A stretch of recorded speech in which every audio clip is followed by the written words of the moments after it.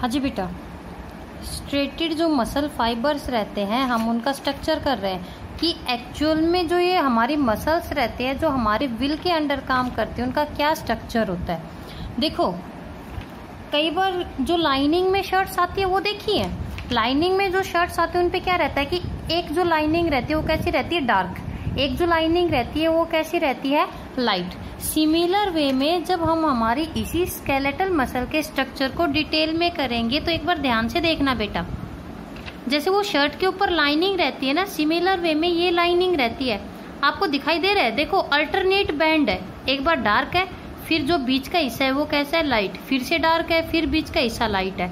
तो जो ये डार्क बैंड यानी कि जो डार्क लाइनें दिखाई दे रही है इनको हम बोलते हैं A band, A for anisotropic, फिर आई बैंड, फिर ए बैंड, फिर आई, यानी कि अल्टरनेट है। और जो आई का मतलब होता है आइसोट्रोपिक। दो चीजें समझ में आई कि हमारी जो स्केलेटल मसल्स रहती हैं उसमें अल्टरनेट बैंड है।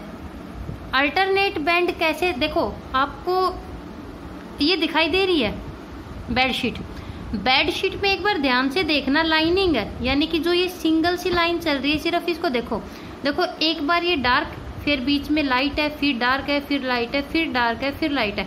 हमारी स्केलेटल मसल्स इसी वे में ये फाइबर्स की फॉर्म में है, ये रही। अब क्या रहता है बेटा, जब हम ए बैंड की बात करेंगे, ये जो बीच में से कट कर रखे ना ये पूरा का पूरा ए बैंड है, इतना ए बैंड कैसा है, डार्क। उस डार्क बैंड के बीच में एक हल्की सी लाइनिंग है। क्या जो हमारा डार्क बैंड होता है, मान लो ये ए बैंड है, इस ए बैंड की जब हम बात करेंगे, जस्ट ए मिनट, ये मान लो ए बैंड है, ए बैंड में फिर एक हल्की सी लाइनिंग चलती है ऐसे, और इस हल्की लाइनिंग को हम नाम देते हैं एच जोन, यानी कि डार्क बैंड में जो आपको लाइट लाइन या जो हिस्सा दिखाई देता है उसका नाम है एच जोन। क्लियर। अब जो ये अगला बैंड है ये कौन सा, आई। ये जितने भी आई बैंड होते हैं इनके बीच में डार्क लाइन होती है, ये इस वे में।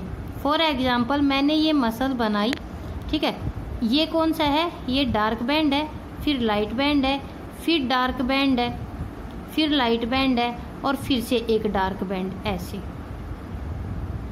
ठीक है, यहां पर एक मिनट हो गया। अब ये देखो कि मान लो मैंने क्या कहा कि हमारी जो मसल्स है उसमें क्या है बेटा, एक डार्क बैंड, फिर एक लाइट बैंड, फिर उसके बाद यहाँ से लेके यहाँ तक फिर से एक क्या जाता है, डार्क बैंड, यानी कि डार्क लाइन आ गई, फिर उसके बाद ये हल्का सा हिस्सा रह जाता है, फिर ये डार्क। तो जो डार्क वाला रहता है इसको तो हम बोलते हैं ए बैंड, जो लाइट वाला रहता है उसको बोलते हैं आई बैंड। ये ए, ये आई, ए आई, ए आई, इस वे में चलते रहते हैं। तो जो ये डार्क बैंड है इसमें एक पतली सी, एक हल्का सा लाइट कलर का जोन प्रेजेंट होता है, यानी कि डार्क बैंड के बीच में जो जोन रहती है उसको हम बोलते हैं एच लाइन या एच जोन। और जो ये आपको आई बैंड दिखाई दे रहा है, आई बैंड के बीच में एक डार्क लाइन होती है और उस डार्क लाइन को हम नाम देते हैं जेड लाइन, ऐसे। ये भी जेड लाइन, ये भी जेड लाइन, फिर ये भी जेड लाइन, ठीक है। जैसे ये एच है, ये भी एच है, और दो जेड लाइन के बीच का जो स्पेस होता है, दो जेड लाइन के बीच का स्पेस का मतलब समझे। देखो एक तो पूरा डार्क बैंड, आधा इधर से लाइट बैंड और हाफ इधर से लाइट बैंड, तो दो जेड लाइन के बीच का जो स्पेस होता है बेटा उसको हम बोलते हैं सार्कोमियर।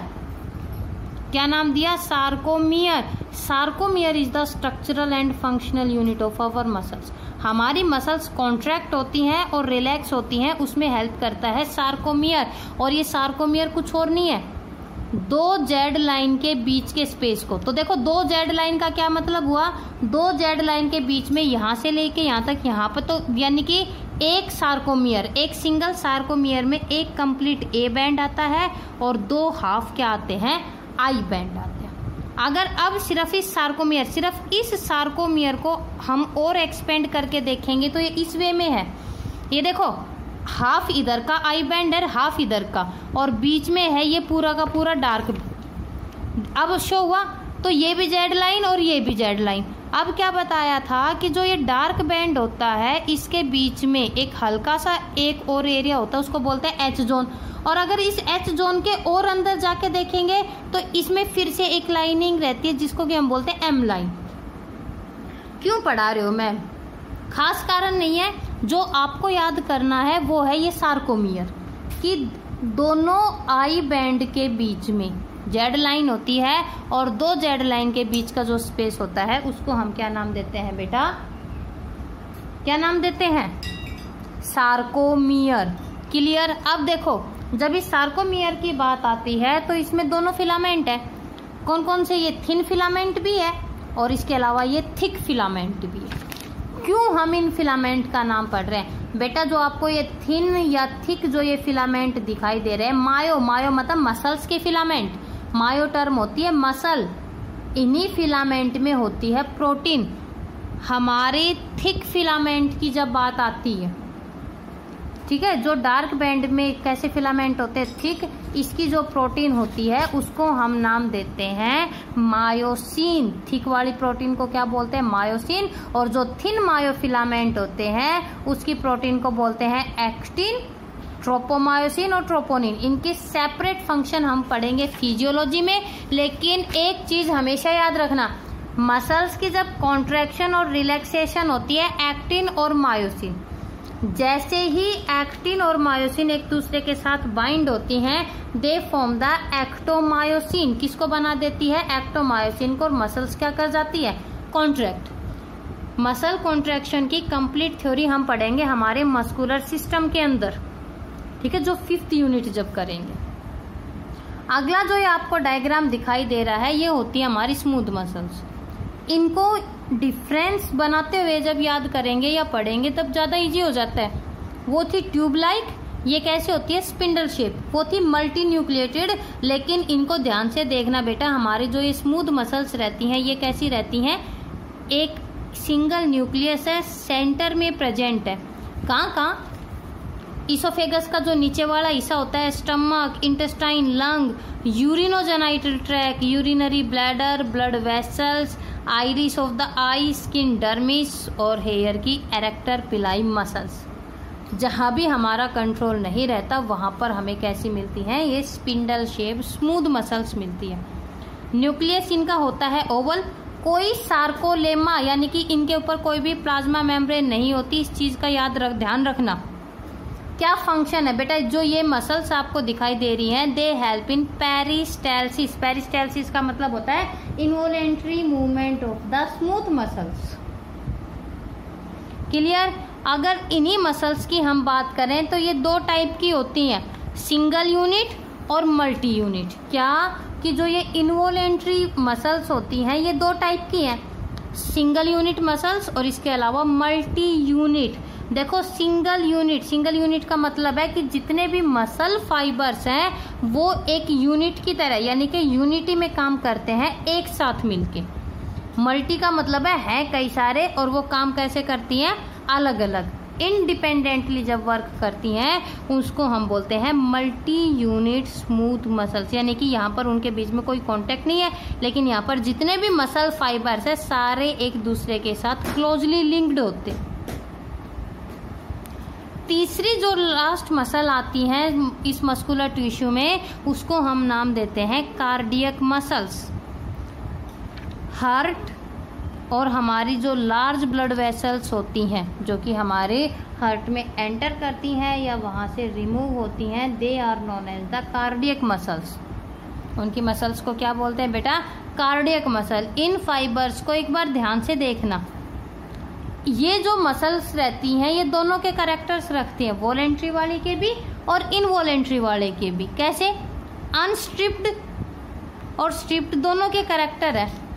इसके ऊपर सार्कोलेमा होती है जो कि स्ट्रिप्ड मसल्स में होती हैं और यूनिन्यूक्लिएट है, लेकिन जो स्ट्रिप्ड मसल्स है वो कैसी होती है? Multi nucleated. और बेटा ये जितनी भी रहती हैं ये देखो एक दूसरे के साथ क्रॉस ब्रिज, ये सब ने एक दूसरे के साथ कनेक्शंस बना रखे हैं। और जब ये इनके बीच में क्रॉस ब्रिज बनते हैं तो इसकी वजह से इनके बीच में बन जाती है disc which are known as intercalated disc. और इस इंटरकैलेटेड डिस्क का क्वेश्चन आता है कंपटीशन में कि वो कौन सी मसल्स रहती हैं जिनके बीच में हमें इंटरकैलेटेड डिस्क देखने को मिलती है। आप किसके ऊपर टिक कर दोगे? कार्डियक मसल्स के ऊपर। इनका सबसे जो यूनिक कैरेक्टर क्या होता है बेटा कि कार्डियक जो मसल्स फाइबर्स रहते हैं वो क्या करती हैं, सेंट्रल नर्वस सिस्टम और ऑटोनॉमिक सिस्टम दोनों को ही क्या करती हैं, ब्लड सप्लाई कर रही हैं, मटेरियल सप्लाई कर रही हैं, हमारी विल के अंडर काम नहीं करती। और सबसे मेन बात, they get never fatigue, they are immune to fatigue, वो कभी भी फटिग नहीं करती, वो कंटिन्यू काम करती रहती हैं just like our heart. Clear? अब हम बात करेंगे हमारा last nervous system which is known as neural. ये कंप्लीट चैप्टर है। तो जो न्यूरल टिश्यू सिस्टम है इसको हम हमारी ह्यूमन फिजियोलॉजी में ही करेंगे। क्यों? क्योंकि वहां पर हमने 10th क्लास में न्यूरॉन का डायग्राम भी पढ़ा था, वो सारी चीजें की थी जो कि हम वहां करते हैं। तो बेटा इस कंप्लीट टिश्यू सिस्टम को वहां पर करवाऊंगी। हल्का सा बता देती हूँ जो हम करेंगे। एक्टोडर्म से अराइज होता है, 4 टाइप की सेल्स पढ़ेंगे, न्यूरॉन्स, न्यूरोग्लिया, एपेंडाइमल सेल और न्यूरोसिक्रेटरी सेल। तो जब हम न्यूरॉन की बात करेंगे यहाँ पर आपको वो पूरी इंफॉर्मेशन नहीं मिलेगी जो कि हम हमारे नर्वस सिस्टम में करेंगे। 10th क्लास का डायग्राम ध्यान है ना कि जो इंफॉर्मेशन रहती है लाते हैं dendrites, then cell body, axon, कुछ एक्सोन के ऊपर की जो शीथ होती है उसको हम नाम देते हैं माइलिन शीथ। तो बेटा फिर से कह रही हूँ, ये मत सोचना कि मैम ने छुड़वा दिया, ये मैं यहाँ पर इसलिए नहीं करवा रही क्योंकि यहाँ पर ये आधा अधूरा है। तो हम इसको डिटेल में करेंगे हमारे नर्वस सिस्टम के अंदर कि इसकी टाइप जितने भी जो रहते हैं। लेकिन अगर फिर भी कहते हो तो मैं एक काम करूँगी, इसका एक अलग से वीडियो बना के आपके पास डाल दूँगी। इसमें इतना कुछ खास नहीं है। क्यों? क्योंकि इसकी हम सारी चीज़ें करेंगे। तो या तो एक काम करते हूँ कि इनको करवाई देती हूँ क्योंकि काफ़ी बड़ा है, ह्यूमन फिजियोलॉजी पता नहीं कितने दिनों में होगी, तो एटलीस्ट और कुछ नहीं तो हमें इसकी कंप्लीट डिटेल्स तो पता चल जाएगी। ठीक है, तो एक वीडियो और बना देती हूँ बट थोड़ा सा शॉर्ट में, ना ज़्यादा लॉन्ग ना ज़्यादा शॉर्ट, ताकि हमारा जो ये इस वाले चैप्टर का जो ये टॉपिक है ये भी कवर हो जाए, हम 5th यूनिट के भरोसे ना रहे। ओके।